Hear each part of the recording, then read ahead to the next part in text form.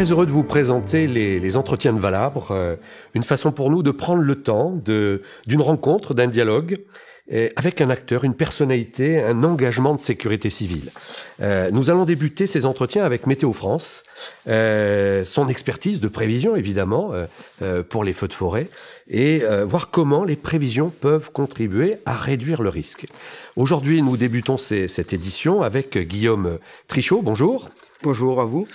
Vous êtes le responsable de l'assistance feux de forêt, de végétation pour la région sud-est. C'est bien ça?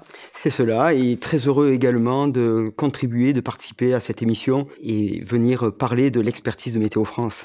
Guillaume Trichot, on veut évoquer avec vous l'expertise de Météo France. Et cette mission d'étude du risque, ça consiste en quoi? Mais écoutez, c'est une information spécialisée, une information météorologique, un conseil adapté justement aux risques feux de forêt, feux de végétation. Alors ça se base sur un suivi de la sensibilité de la végétation. On essaye d'évaluer le niveau de sécheresse des sols et de la végétation, et puis un suivi des conditions atmosphériques, alors attendues jour après jour. Et la sécheresse et les conditions attendues, météorologiques, atmosphériques, composent un danger météorologique aux incendies. Un danger que vous étudiez depuis quelques années maintenant. C'est une cellule en place depuis quand? Alors, il faut remonter à plusieurs décennies, à plus de 60 ans maintenant. Et cette assistance-là, ce conseil spécialisé est né dans les Bouches-du-Rhône. Voilà, aux côtés de l'Entente aussi, et de tous les services qui se sont mis à travailler ensemble pour établir, évaluer ce risque météo.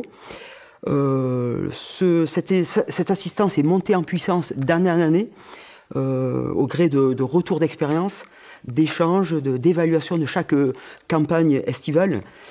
Et avec une évolution, enfin une construction d'indices, une construction de méthodologie. Et donc, voilà, c'est le fruit, aujourd'hui, cette assistance est le fruit de plus de 60 ans d'expérience. Combien de personnes travaillent sur Météo France, sur cette expertise-là? Alors, depuis 2023, ça s'est consolidé avec une assistance sur le plan national. Donc ce sont que quelques personnes, alors que quelques personnes à travailler spécifiquement sur les feux de forêt. Par contre, des personnes plus nombreuses sur la conception, sur l'évolution des modèles de prévision. On a besoin, voilà, finalement, c'est le fruit d'un travail d'équipe, de la recherche vers l'opérationnel.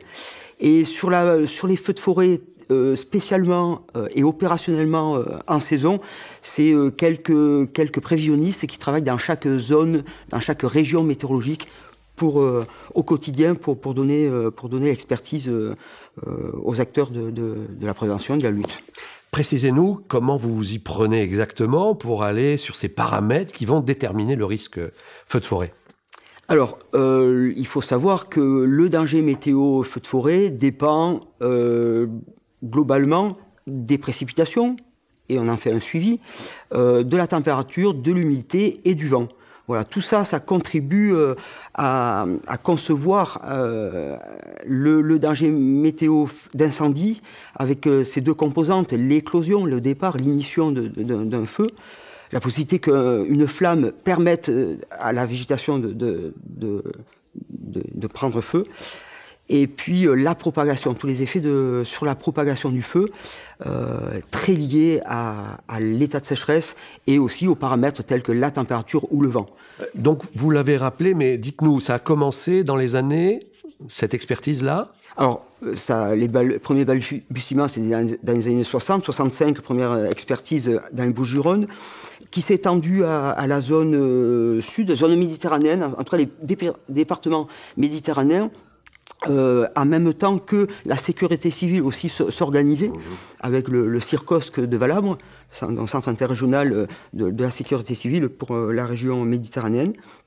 Et puis, voilà, après, l'assistance s'est renforcée d'année en année. Et aujourd'hui, ça touche le niveau national, vous l'avez dit, mais ça veut dire que vos équipes font le risque incendie, la prévision du risque incendie à l'échelle nationale. Alors voilà, on est organisé, c'est un travail d'équipe, mais il y a un prévisionniste, depuis 2023, un prévisionniste de niveau national qui s'est spécialisé sur les feux de forêt et qui va être l'interlocuteur pour l'échelon national de la sécurité civile.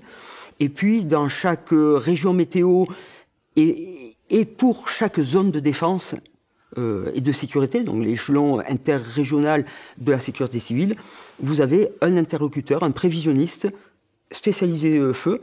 Alors, pour ce qui nous concerne en zone sud et en région donc, méditerranéenne, nous avons donc un prévisionniste qui travaille en immersion au sein de la sécurité civile. Donc pour toute la zone de défense sud, ça va de l'Occitanie à Provence-Alpes-Côte d'Azur, la Corse et Drôme-Ardèche. Donc une analyse très fine qui est très utile pour les acteurs de la lutte, hein, qui vont comme cela utiliser vos prévisions pour régler un peu la mesure et la maille pour l'anticipation de la lutte et de l'intervention sur des feux qui potentiellement peuvent se dérouler à tel ou tel endroit. En tout cas, vous savez le dire. Tout à fait. Donc un prévisionniste à l'échelle de la zone sud, pour une prévision, un conseil qui est donné à une échelle infradépartementale, à une échelle donc des zones, donc de petites zones à l'échelle d'un département. Ça va de 5-6 zones jusqu'à 9 zones. Et alors ce sont des zones qui ont été élaborées, définies par les acteurs de terrain, que sont l'Office national des forêts ou les pompiers, ou les services de l'État. C'est l'échelon le plus local pour la gestion des moyens ou la représentation d'un massif forestier. Et c'est aussi un échelon auquel Météo France arrive, et déjà depuis pas mal d'années, à donner de l'information localisée.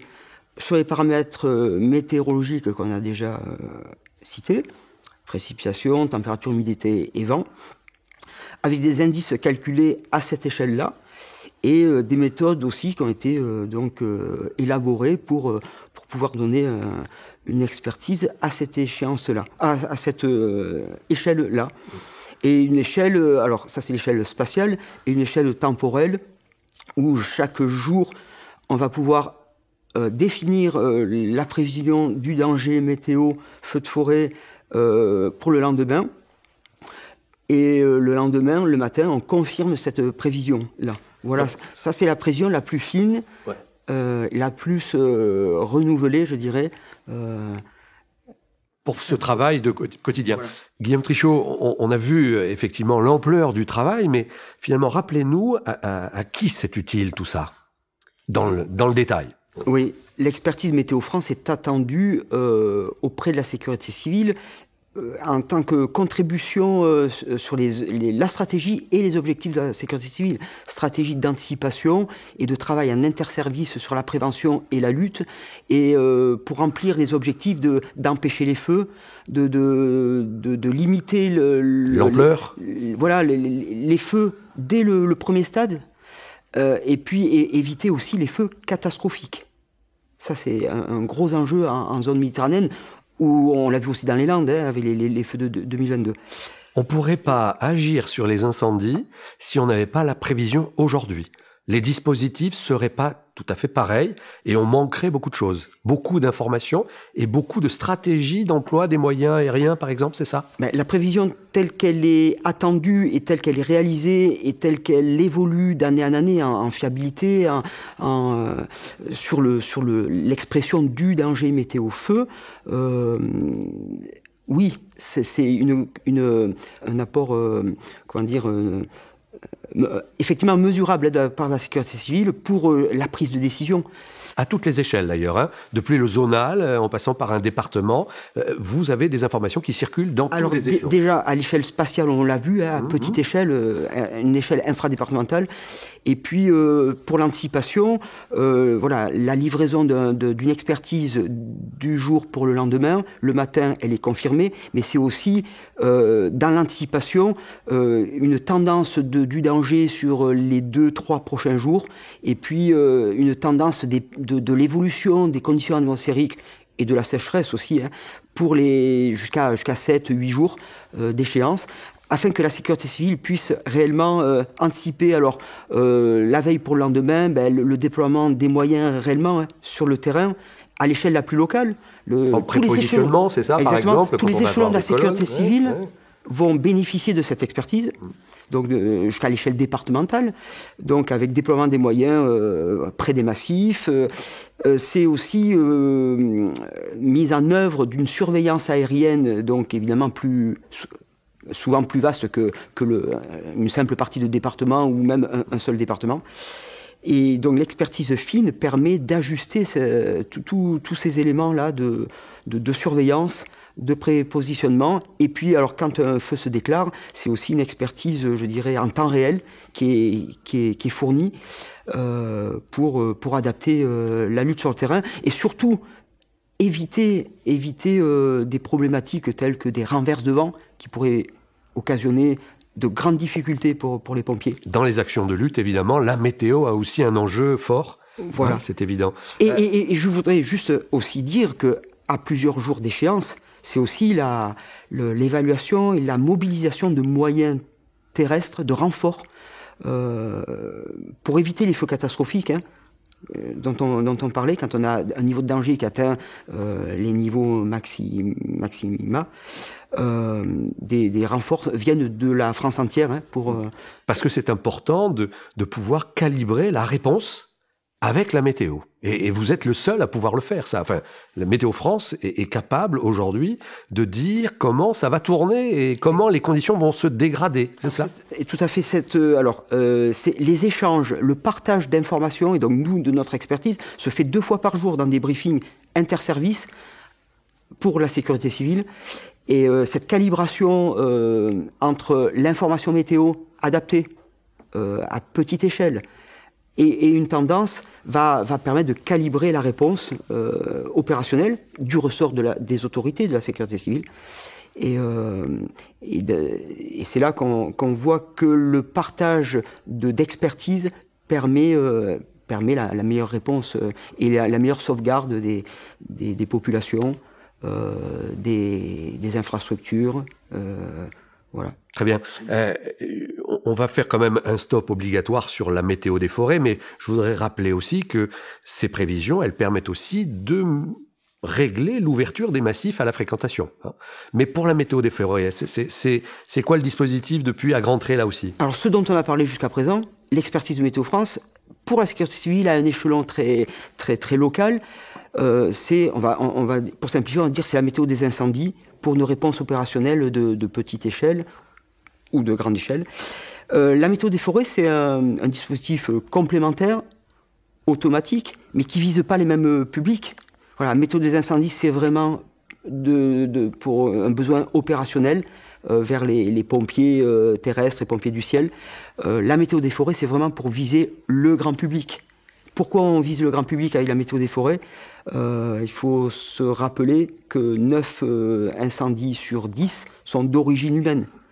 Et une grosse majorité de ces départs de feu sont dus à de l'imprudence, de la méconnaissance d'un contexte de danger tel jour. Alors que ce soit dans le monde agricole, les travaux agricoles, dans les travaux en forêt, et tout ce qui est imprudence de la part de Monsieur et Madame tout le monde. L'utilisation du feu, donc par exemple la cigarette, ou les barbecues en forêt qui sont mis en œuvre des jours où il ne faudrait pas. Donc c'est un dispositif assez mature aujourd'hui, qui évolue encore, mais qui permet encore une fois de mettre en alerte les populations. Alors c'est tout récent, c'est un dispositif qui a été mis en place en 2023, voilà, pour compléter déjà ce qui se faisait, mais pour viser plus largement.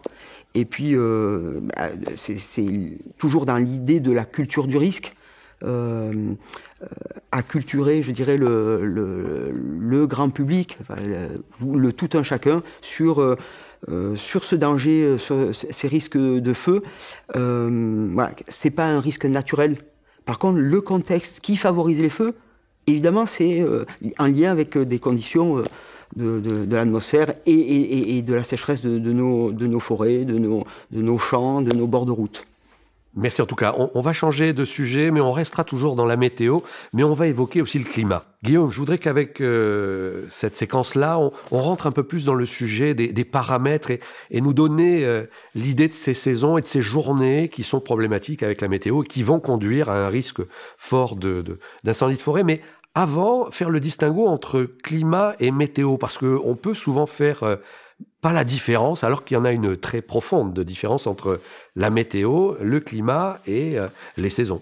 Il y a effectivement une différence entre la météo du quotidien, je dirais, et le climat. Ces moyennes sur plusieurs jours, plusieurs semaines, voire plusieurs mois, qui donnent une tendance, finalement une moyenne du temps qu'il a fait. Donc c'est effectivement une histoire de temps et de temps qu'il fait. Donc la météorologie au quotidien, c'est le temps sensible. Ça va être une journée chaude, une journée pluvieuse. Voilà la météo au quotidien. Alors justement, ce fameux climat méditerranéen qui est une rareté à l'échelle de la planète, puisque quand il commence à faire chaud, il pleut plus. Et c'est ce qui fait un peu l'incendie aussi, l'histoire de nos incendies. À grands traits là aussi, dites-nous ce que c'est que le climat méditerranéen, de la pluie en automne, au printemps, mais une très grande variation d'année en année, c'est ce qui fait aussi la saveur de la prévision. Voilà, effectivement, vous avez dit ce terme-là, je pense que s'il fallait donner un mot pour le climat méditerranéen, c'est variabilité. Grande variabilité sur les températures, parce qu'on peut monter à des niveaux très élevés en été. C'est la marque du climat méditerranéen, où presque chaque été, on s'attend à des températures élevées. Voilà. Ce qui n'est pas forcément le cas sur d'autres climats plus tempérés, je dirais, plus océaniques, au-delà du climat méditerranéen. Donc, ce sont des étés très secs. Vous avez cité les 2 saisons où on attend les pluies, surtout à l'automne en zone méditerranéenne, mais on a un deuxième extrémum de précipitations au printemps. Et puis des hivers doux, plus ou moins, souvent assez secs en zone méditerranéenne. Ce sont des périodes de sécheresse, donc on est habitué en zone méditerranéenne à avoir des périodes de sécheresse, donc des longues périodes de plusieurs semaines, voire plusieurs mois, finalement avec très peu de précipitations. Et d'une saison sur l'autre ou d'une année sur l'autre, avec de grandes variabilités. Ouais. Voilà. Et alors dans cet été-là, avec vos prévisions, vous allez regarder quels paramètres, très précisément. C'est quoi qui monte et qui fait monter le danger dans le climat et dans la météo du moment? Alors, on peut séparer en deux l'expertise pour obtenir l'évaluation du danger météo. C'est d'abord le suivi de la sécheresse. Là aussi, donc j'ai dit qu'en région méditerranéenne, on sait qu'on a des sécheresses habituellement. Il y a une végétation qui s'adapte à ça. Donc on va suivre tout au long de l'année, en fait, tous les ingrédients qui permettent, donc d'abord les pluies. Pourquoi les pluies? Parce que ça donne la disponibilité de l'eau aux plantes, voilà, et dans le sol. Donc dans le sol, et donc pour les besoins de la plante. Donc on va suivre, et pour évaluer déjà le niveau de sécheresse, on a besoin donc évidemment des précipitations, mais finalement aussi de la température, de l'humidité et du vent pour les premiers centimètres, avec l'évaporation, qui va peut-être accentuer l'évaporation. Donc déjà les 4 paramètres influents réellement pour établir le niveau de sécheresse qu'on va suivre au jour le jour, mais qu'on va alors on va suivre théoriquement, mais qu'il va falloir recaler parce que les plantes, elles font, je ne dis pas ce qu'elles veulent, mais avec la météo au jour le jour, elles adaptent leur comportement. Et il y a des secteurs qui peuvent voir un peu d'humidité locale et voilà, ça va changer un peu tout ça. Elles adaptent leur comportement. Donc, donc toutes les phases végétatives, la végétation, voire la bascule dans un stress hydrique, manque d'eau en fait, et donc elle va s'adapter, elle va commencer à se refermer, s'assécher, et puis tomber, et ça c'est vraiment la marque de la végétation méditerranéenne, de tomber en dormance. Et ce suivi-là, on a besoin de le faire, et surtout de le confronter à des mesures terrain que l'ONF, que l'Office national des forêts, nous livre régulièrement en saison de danger-feu, donc dès le mois de juin. Et donc on peut recaler réellement la partie sécheresse. Comment ça monte ? Dites-nous, dans l'été, les paramètres qui commencent à monter dans le rouge, c'est quoi? Une sécheresse, c'est des températures élevées, c'est à partir de quoi? À partir de quand? C'est quoi, là? Alors, le climat méditerranéen veut qu'on ait cet assèchement régulier on va dire, tout au long de l'été. Après, il y a des accidents climatiques. 2 saisons sont rarement sur le même schéma météorologique. Donc, le niveau de sécheresse. Et puis, on va suivre donc, les paramètres, les uns pris... Enfin, on va combiner température, humidité, vent et aussi précipitation au jour le jour pour compléter le danger et compléter le calcul des indices d'éclosion et de propagation. Effectivement, alors, pratiquement tous les paramètres contribuent à la fois à l'éclosion et à la propagation. Alors à l'éclosion, on va être plutôt sur l'humidité, le vent. Alors le vent, on n'est pas obligé d'avoir un vent trop fort, mais il nous faut un peu de vent, en fait, apport d'oxygène, et une humidité basse qui permet voilà, d'assécher les végétaux les plus fins et donc de permettre un danger d'éclosion, voilà, de permettre à une flamme d'avoir son impact, sur la végétation la plus fine. Après, sur la propagation, ça va être plus fortement la sécheresse des strates qui permettent la propagation du feu. Donc le feu va prendre sur de l'herbacée jaunie, en général avec l'assèchement de l'été. C'est le cycle végétatif de ces plantes. On finit par avoir les herbacées qui meurent, enfin, ou dormances ou qui meurent. Mais si la strate un peu plus haute, la strate arbustive, n'est pas en condition pour propager le feu, ça s'arrêtera là et ça sera assez limité. Par contre, donc avec l'ONF toujours, hein, on va scruter cette strate de végétation arbustive, arborée, et typiquement le niveau de sécheresse de cette strate-là aura un impact déterminant. Va être scruté parce que c'est lui qui fait la propagation des feux. Propagation, ça va être surtout le vent, évidemment, mais aussi la température et surtout presque le niveau de sécheresse de ces végétations arbustives. Guillaume, on va le voir ensemble, mais il y a des années qui se suivent et qui ne se ressemblent pas. Et il y a quand même un signe des temps avec ce climat qui change. Mais avant tout, qu'est-ce que la météo? Qu'est-ce que vos analyses peuvent expliquer des bilans annuels qui sont différents d'une année sur l'autre, par principe? Voilà, je pense qu'en zone sud, on peut parler de 2017. Voilà, avec la mémoire, on va dire, à courte échéance, on peut penser à 2017 qui a été très marquante. À l'échelle nationale, on va parler de 2022, clairement. Alors 2017, c'était essentiellement une sécheresse très très marquée, notamment sur le sud de la Provence, le Var, et notamment en Corse, une sécheresse historique. Rappelez-nous les paramètres. On était avec des températures très hautes et pas de pluie depuis des mois. Alors voilà, surtout la sécheresse. On a eu des séquences très chaudes aussi en 2017, mais c'est surtout la survenue d'épisodes ventés et souvent même violents, ce qui n'est pas le cas chaque été. Ça fait quelques années, dans les dernières années, on a des séquences de vent assez fortes. Mais là, on a eu des vents violents, que ce soit sur le Var ou la Corse, sur un terrain très sec, sur une végétation historiquement sèche. En stress maximum. Et on a pu en stress maximum. C'est là où on peut s'attendre aux feux les plus catastrophiques, sans parler des conditions de la mobilisation pour la lutte. Mais les conditions de sécheresse et les conditions ambiantes permettent des feux énormes et qui peuvent facilement échapper à la lutte. Hein. Et on a vu des feux énormes dans le Var.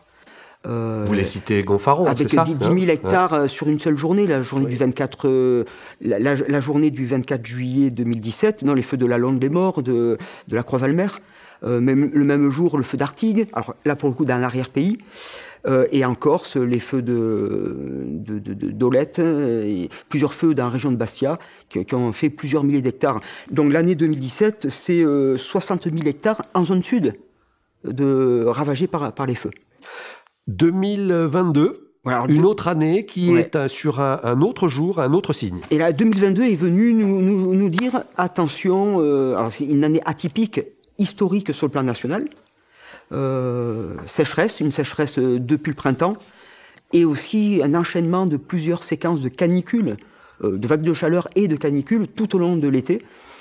Alors sans jamais trop de situations ventées ou fortement ventées, mais dans ces situations de canicule, on peut avoir un vent modéré et ça suffit pour nous faire potentiellement nous permettre éventuellement potentiellement des feux de grande importance. Hein, donc évidemment, on va penser aux feux dans les Landes de Gascogne. Sur 2 journées, on a plus de 30 000 hectares, en tout cas des feux, quelques feux, et qui donnent jusqu'à plus de 30 000 hectares à eux seuls. Le feu de Landiras, j'ai plus le jour, début août 2012, c'est le 2e plus grand feu de l'histoire en France. Et aussi dans les Landes de Gascogne, parce que finalement les 2 plus gros feux qui dépassaient plus de 10 000 hectares, c'était en 1949 et là c'était en 2022. D'accord. Mais alors, quels enseignements tirer de ces mauvaises années, du point de vue de la météo? Qu'est-ce qui a changé peut-être avec vos météos et vos prévisions? Je vais rester sur 2022 déjà. C'est donc surtout l'État qui dit on doit consolider toute l'action de prévention et de lutte.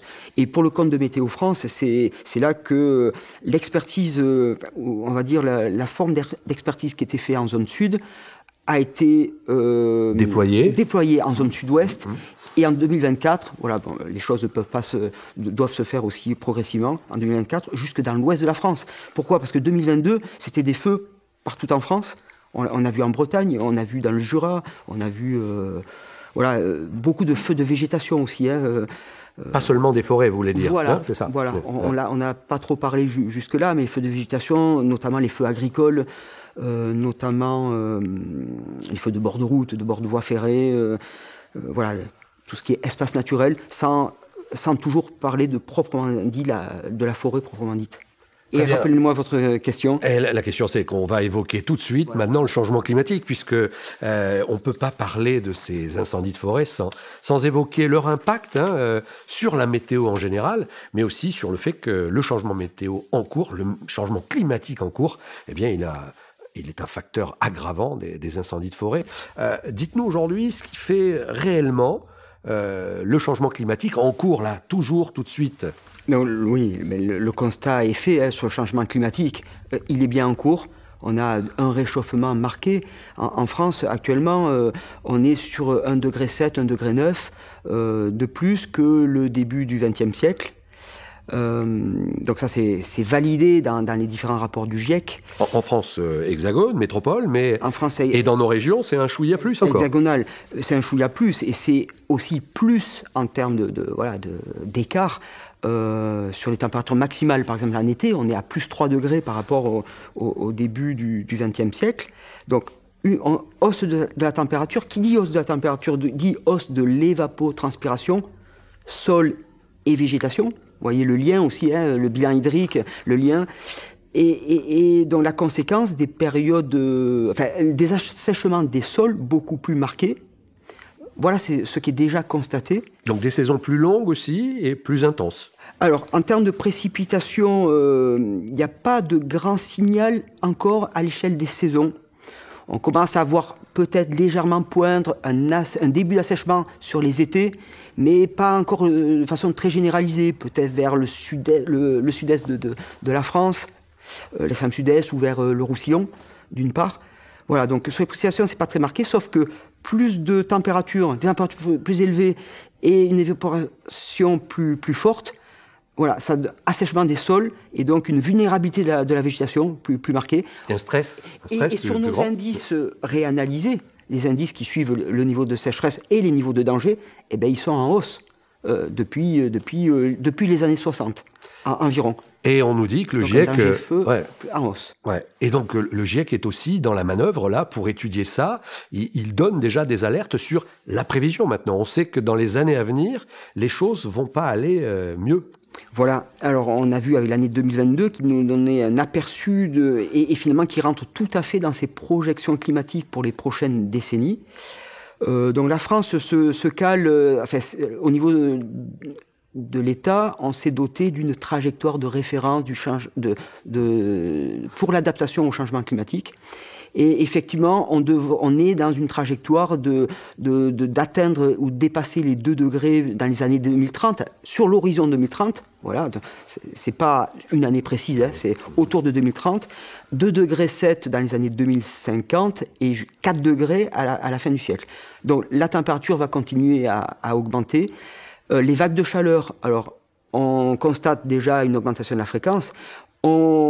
La fréquence va continuer à s'élever, voire même à s'accélérer fortement dans la deuxième partie du XXIe siècle. Donc les vagues de chaleur, on l'a vu sur les dernières années, les années de référence de fort danger, feu très lié aussi à ces vagues de chaleur. On nous dit que ces incendies chaque année, c'est plus chaud. Hein. Les années sont plus chaudes. Hein. On bat des records chaque année. Alors voilà, au niveau de la planète, même les 10 années les plus chaudes de ces 150 dernières années se situent dans les 20 dernières années, à l'échelle de la planète. Et chez nous, pareil, on a cette augmentation. Donc on va continuer dans le sens de l'assèchement des sols. Là, pour le coup, on devrait aller, selon les projections climatiques et cette trajectoire de réchauffement, vers un assèchement les étés en métropole, donc un assèchement, donc moins de pluie, et des hivers qui ne devraient pas trop bouger, en tout cas en zone méditerranéenne. Il pourrait y avoir un petit peu plus de pluie, mais plutôt vers le nord-est de la France. Mais globalement, on va accentuer les sécheresses des sols, les périodes d'étiage, en fait, d'assèchement aussi, la période fin de printemps jusqu'à début d'automne qui va s'allonger. Et puis, donc voilà, un impact sur le danger feu, d'autant plus important. Pour donner quelques valeurs, actuellement, on a un mois et demi de danger d'un certain niveau, d'un danger modéré à fort en région méditerranéenne. On va passer sur une période d'1 mois et demi à 2 mois et demi pour 2050 ou de 2 à 3 mois pour la fin du siècle. D'une part, si je reste en zone méditerranéenne, on va avoir, vu l'augmentation encore plus forte des températures maximales en été, on va avoir une intensification aussi, en lien avec les sécheresses des sols, du danger maximal, je dirais, sur nos régions. L'intensité du danger sera beaucoup plus marquée et un petit peu plus étendue en zone sud. Sinon, avec le réchauffement et aussi de l'assèchement qui va gagner toute la France, de l'assèchement des sols, donc de la végétation, on a donc une extension à tout le territoire, et des périodes feu aussi qui démarrent plus tôt, qui finissent plus tard.